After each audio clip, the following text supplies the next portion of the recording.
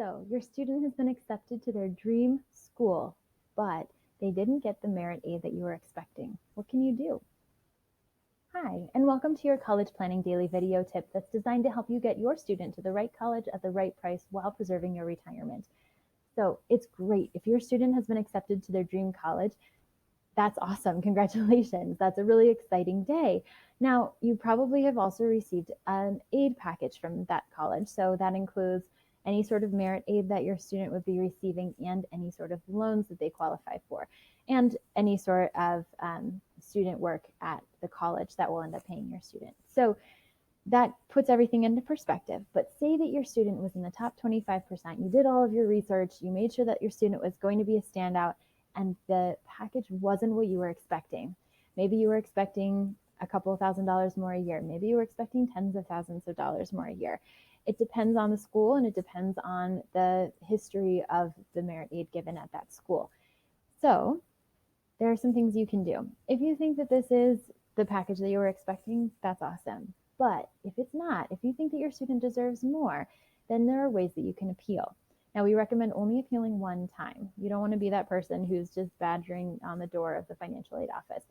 But if your student has done something since they applied, if they've done something excellent in their school, if they've boosted their GPA, if they have started a new program or something that stands out that's different than what they were able to put onto their application in the first place, that's something they can put into an appeals letter. They can write, hey, thank you so much. I'm really excited to be going to your or to be accepted to your school, but I was expecting a little bit more, or I think that I deserve to have a little bit more, or my family can't afford this, right? Or that, look at this great thing that I've done. I would really love to accept your offer, but I need a little bit more help. Things like that. But they can't just say, I want more money, right? They have to put something behind it. So remember that all colleges are looking for is at the bottom of, at the end of the day, right, is a business. So your student needs to market themselves. If a college with their limited resources has offered your student some money, but you think it's not enough, then you need to figure out a reason why. And you need to really, really clearly and persuasively say that in an appeals letter.